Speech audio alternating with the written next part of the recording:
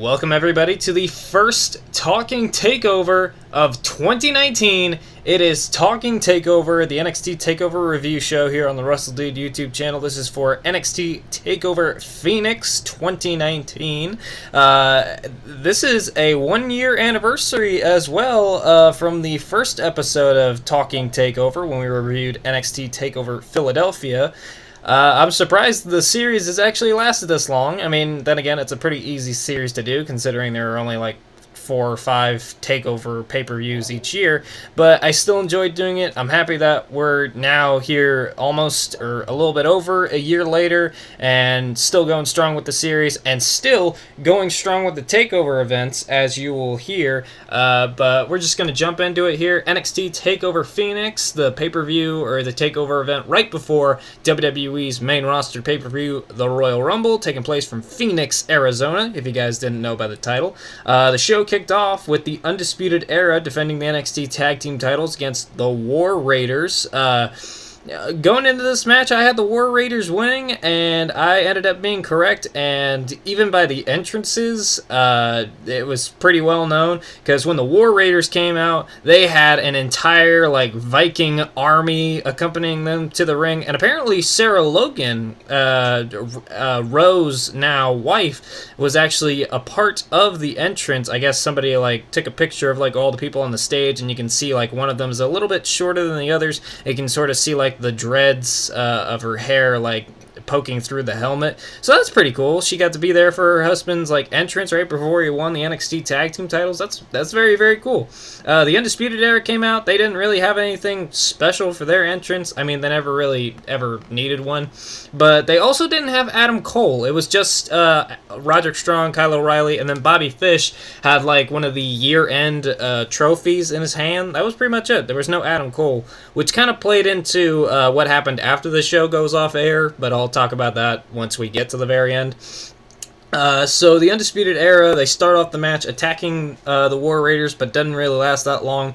War Raiders get the advantage, and Rowe picks up Hanson, the bigger guy, on the apron for like a scoop slam, and he scoop slams him off the apron down to the floor on top of Roderick Strong and Kyle O'Reilly. So that was very, very cool. But back in the ring, the Undisputed Era take advantage. They start beating down the War Raiders, but the War Raiders start fighting back. Hanson tries to go for a suicide dive to the outside, but he misses. He crashed and burned on this thing. But Hanson was able to get a hot tag in later, and O'Reilly tried to hit a clothesline, and Hanson did his little cartwheel that he does. He started doing some splashes in the corner to both Strong and O'Reilly. O'Reilly tried to go for a haluva kick on Hanson, but Hanson moved out of the way, and O'Reilly accidentally kicked Roderick Strong, which instantly I thought there maybe that was leading into the finish, but no, the match kept going. We got a power bomb by Rowe, and then a splash off the top rope by Hanson onto O'Reilly for a near fall. Roderick Strong broke it up. Roderick Strong ended up hitting a superplex onto Hanson, and then Kyle O'Reilly hit a knee drop from the top rope onto Hanson for a 2 count. That was very cool.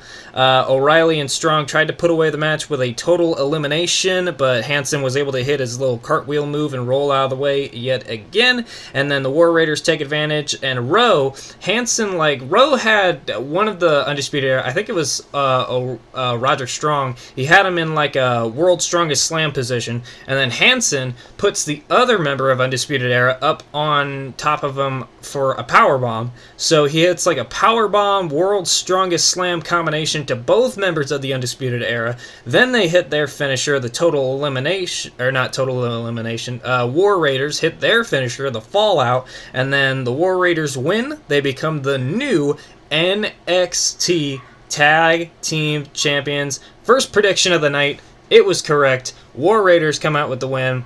I kind of knew this was coming. Adam Cole, especially, I pretty much knew that the Undisputed Era were out of NXT as soon as they lost War Games, because their big defining moment during their NXT career was winning War Games, and when they lost War Games to Pete Dunne, Ricochet, and the War Raiders, I knew that was pretty much it for them, because there wasn't really much left for them to do in NXT. I mean, they've won the tag team titles twice. Adam Cole's the first ever NXT North American champion. There's really not a lot for them to do, and I really think that they could do a whole lot more on the main roster now. There's a whole lot more talent coming in. The The only problem I have is, like, what tag teams in NXT are going to step up and try and, like, become the next NXT Tag Team Champions. I mean, we have the Street Profits. They had their promo talking about how they were going to step up and be the next Tag Team Championship contenders, but they were quickly attacked by the Forgotten Sons, so it looks like they're going into a feud with the Forgotten Sons. Now, granted, I don't think that rivalry is going to go on until the next TakeOver event. Who else do we have? Marcel Bartel and Fabian Eichner, Oni Lorcan and Danny Burch. That could be pretty cool. Yeah, there really doesn't seem to be a lot of tag teams in NXT right now that could take on the War Raiders and look like they could actually beat the War Raiders for those tag team titles. So it'll be interesting to see like which tag team sort of steps up in the coming weeks and months leading up to the TakeOver event WrestleMania weekend. So anyways, after that match, we cut to the crowd, and we see the king and queen of the NXT UK division, Pete Dunne and Toni Storm, were in the crowd. They were, well, Toni Storm looked happy to be there. Pete Dunne just kind of had that monotone face on. Toni Storm was trying to get him into it, but to no avail. We cut back to the ring, and the next matchup is Matt Riddle versus Cassius Ohno. I didn't really pay attention to this match. I mean, they've already had 2 matches before. Granted, the first one was just basically like a 6-second squash match, but I mean, there's not really much else different that they did in the second match that they did here. It was a really hard-hitting style. I mean, watching it back, I watched it twice just to see if I missed anything. But yeah, it was a pretty hard-hitting match. I wrote down in my notes here it was more of a MMA style. There was a whole lot more like grapples and strikes. Cassius Ohno was stomping on Matt Riddle's foot. No doubt about it. Probably when he gets to the main roster, he'll definitely be wearing boots, much like how Rusev used to wear, just like his foot was like taped up and then he got like an ankle injury and now he wears boots. I could probably see Matt Riddle starting to wear boots in some shape or form in the future. Maybe like, what are those like shoes where it's like the outline of your toes is like in the shoes? I don't know. Maybe he'll wear those. But yeah, and then we had Matt Riddle was delivering like some yes kicks like Daniel Bryan, or it kicks like Miz, or whatever you want to call him. He was delivering some kicks, and Cassius Ohno like caught his foot and then bit his toe, trying to stop him from delivering the kick, but that did not help. Once Matt Riddle tried to lock in the bro mission and he started delivering these like strikes and elbows, and Cassius Ohno just tapped out even before. I don't even think he put on the submission hold all the way. Cassius Ohno just tapped out as soon as he started delivering those elbows, and Matt Riddle wins via referee stoppage. Yeah, cool. I don't really know where else they can go with this. Matt Riddle's beaten Cassius Ohno 3 times now, completely clean. One of them by, well, 2 of them now by tap out. Well, technically, one of them by pinfall, one of them by tap out, and then the other one just now by referee stoppage. So, I mean, if they go for a 4th one, this is pretty much the law of diminishing returns. I mean, Riddle versus Ohno in that 6-second squash match was pretty much okay. We could have moved on from there, but they wanted to do another match on NXT TV. That was fine. And then we had Ohno versus Keith Lee. That was pretty good. And now we have this, which was also very good, but I really don't see a point in continuing this feud. I don't know what's next for Matt Riddle. I really think Cassius Ohno should be on the main roster right now. If he wants to stay in NXT, that's fine. But, I mean, I don't know what's next for Cassius Ohno then. I don't know. Maybe, no. I don't know. I thought I had an idea and then I lost it. Maybe that's what Triple H thinks whenever he tries to think of an idea for Cassius Ohno. He just thinks that he has an idea and then he loses it. So he just goes back to the well of Matt Riddle versus Cassius Ohno. But in terms of a good match, this was a good match. But up next, we had a great match. This was Ricochet versus Johnny Gargano for the NXT North American Championship. Ricochet came out wearing an attire inspired by Miles Morales from Into the Spider-Verse, which I thought was very, very cool.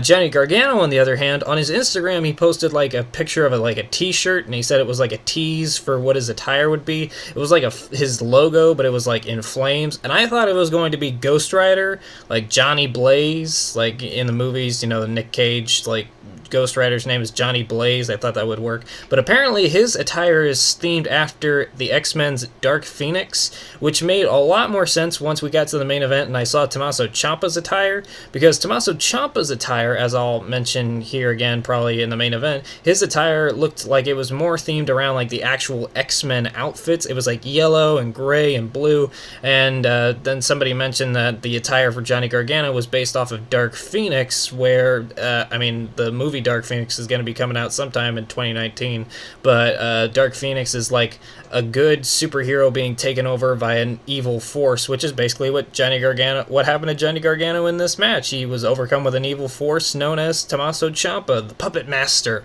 as Aliester Black would say. But this match was great. In my notes here, I said in the beginning of this match we had some nice, and I quote, nice flip-de-doos at the beginning. Johnny Gargano tried to hit a slingshot DDT early on, and Ricochet dumped him over the top rope, and he hit his ribs hard on the apron. I'm surprised he didn't have a cracked rib.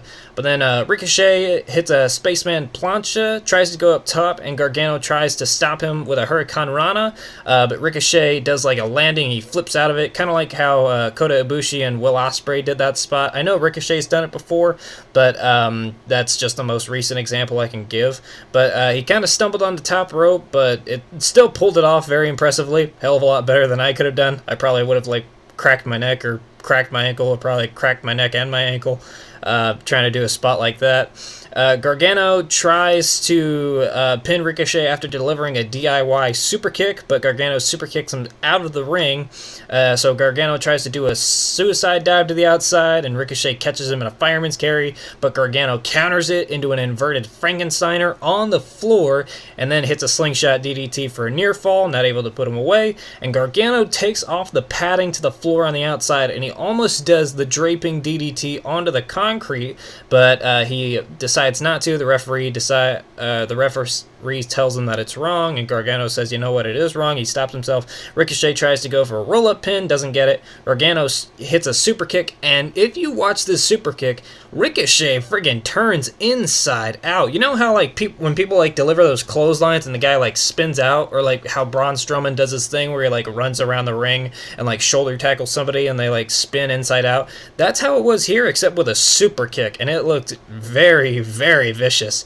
Ricochet later on locks in Gargano's own submission move, that Gargano escaped, but Gargano able to get to the ropes, and then Gargano and Ricochet are on the apron near the exposed floor, and Gargano shoves Ricochet the back of his head into the ring post, and Nigel McGuinness made a point of saying that it was like how Almas defeated Johnny Gargano in their NXT Championship match in Philadelphia the year previous. So Gargano sees that Ricochet has been knocked out, and he looks at the floor, the exposed floor, and he suplexes Ricochet onto the exposed concrete floor, rolls him back into the ring, hits the slingshot DDT, and pins Ricochet to become your new NXT North American Champion.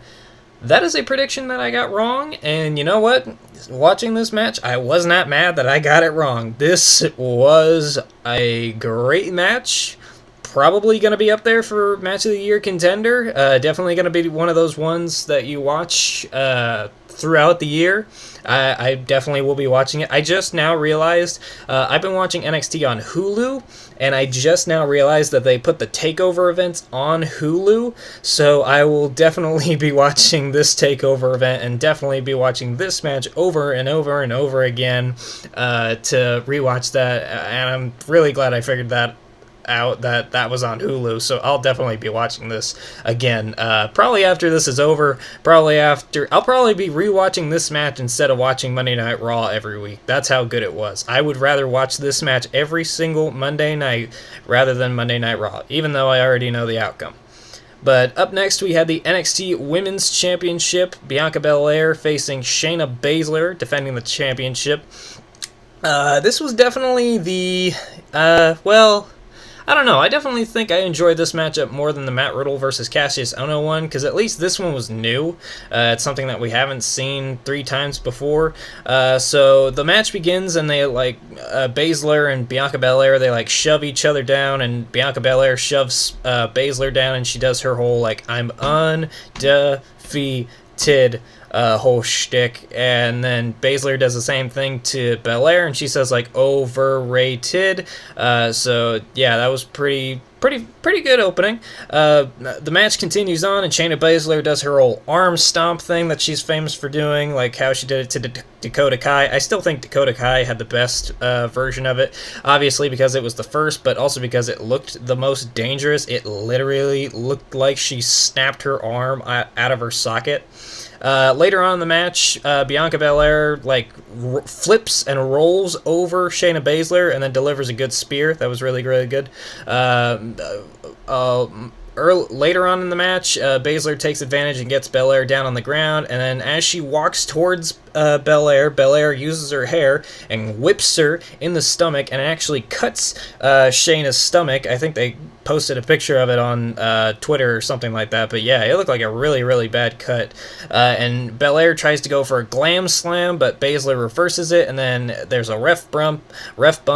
But Belair is able to hit her finisher, the KOD, but there's no referee to make the pinfall, and then that's when Duke and Shafir get involved. Now, this is where the match started to fall for me, where I started, not really enjoying it, was when Duke and Shafir got involved, but Belair was able to dispatch of them. She, speared one and then hit the glam slam on Jessamine Duke onto Shafir to take them both out, and then the referee starts to come to. Baszler locks in the Kirifuda clutch, but Belair is able to fight it out. Tries to go for a 450 splash, but it's countered again into a 450 splash, or it's countered into a Kirifuda clutch, and Belair tries to fight out again, but to no avail. Shayna Baszler is able to make Belair pass out and suffer her first defeat in NXT, and retains the NXT Women's Championship.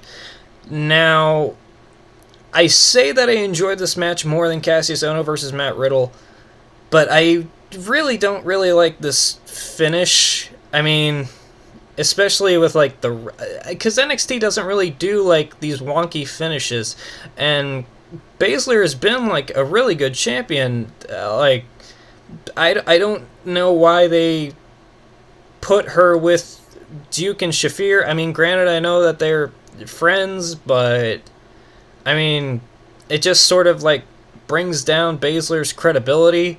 And then when you do in their first tag team match, Duke and Shafir lost to, who was it? Io Shirai and Kairi Sane, or Io Shirai and Dakota Kai, I think it was.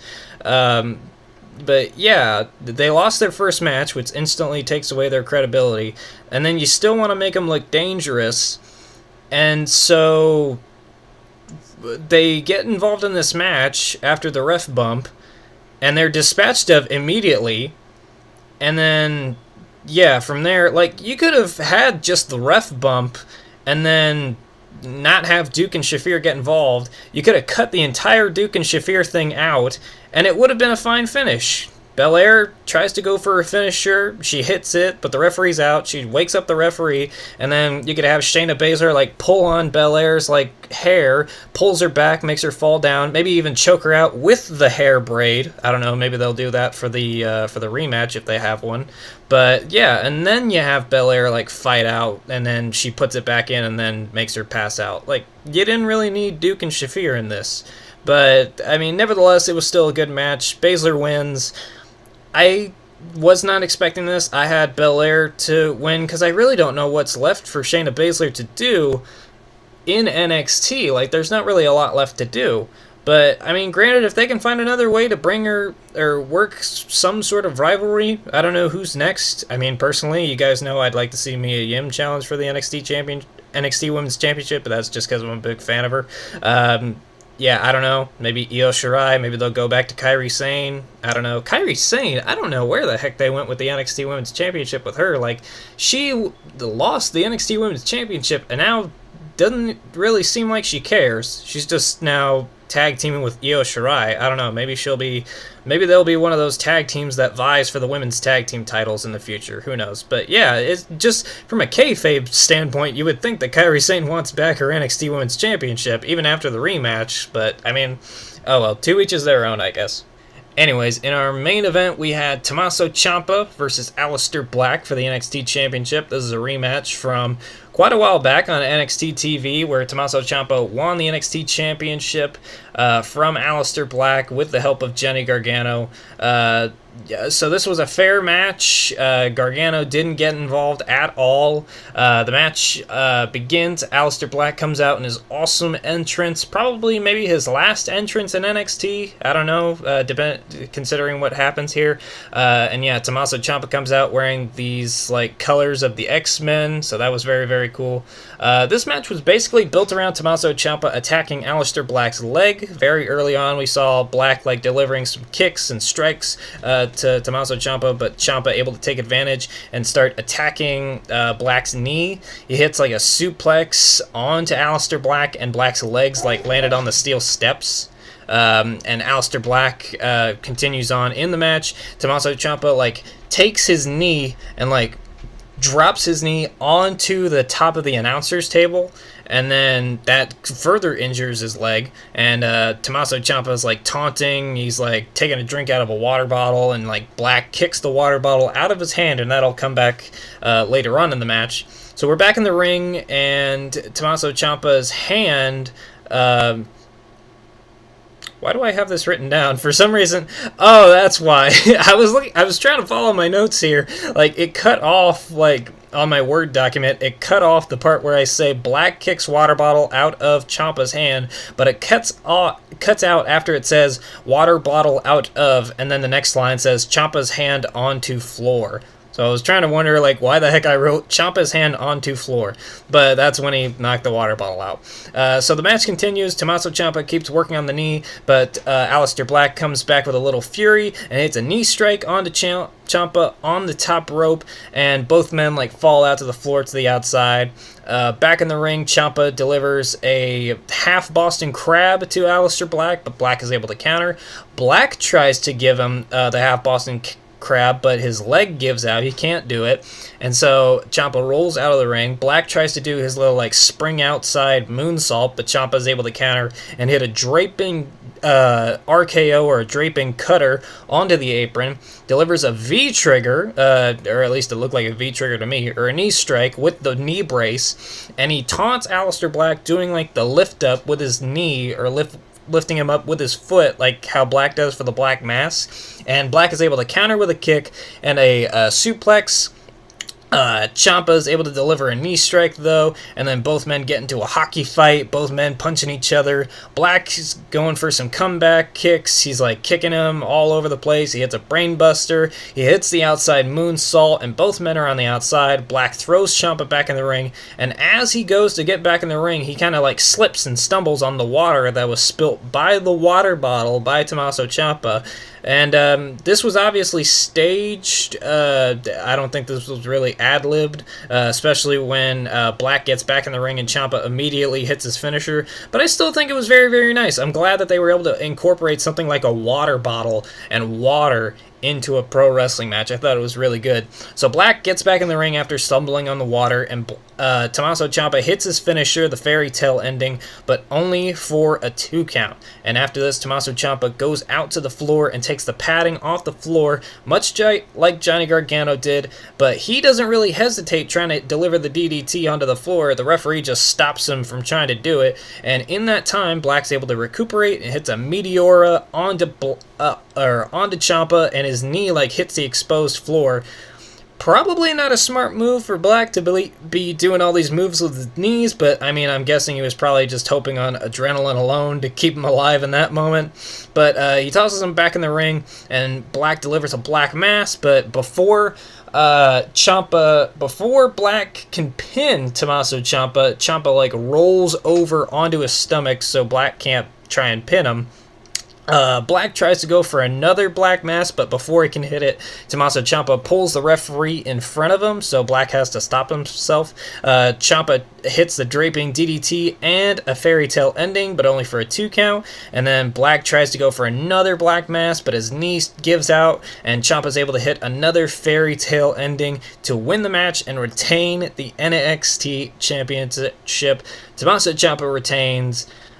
And I really don't know what's left for Aliester Black. I mean, we kind of got a little bit of what's going to happen next, because after the cameras were rolling, the match ended, the graphic came up on the screen, and the show ended. But there was a bonus clip on WWE.com and their YouTube channel that showed Tommaso Ciampa and Johnny Gargano on the stage, both with their championships, like, holding them high, sort of like a DIY, like, heel reunion with both men as champions. And then even after that went off the air, we had the Velveteen Dream, Adam Cole, and Aliester Black on the stage. So we had on one end Ricochet, Velveteen Dream, and Aliester Black on one side, and then Johnny Gargano, Tommaso Ciampa, and Adam Cole on the other. And during the pre-show of the Royal Rumble, we had announced that during the Super Bowl of 2019, we are going to see the return of Halftime Heat, and it is going to be those two teams, Cole, Ciampa, and Gargano, versus Ricochet, Velveteen Dream, and Black. And it's going to be a 6-man tag team match. So that's where that's going to lead to. Yeah, in terms of takeovers, this was great. This was a great start. A lot of great stuff. Definitely going to be a lot of people talking about that Ricochet versus Gargano matchup. Black versus Ciampa was great. The tag team match was great. Matt Riddle versus Cassius Ohno, I would say, was the weakest one of the bunch, but that's only because we've seen it 3 times now. Well, technically 2 times, and then we saw a squash match the first time.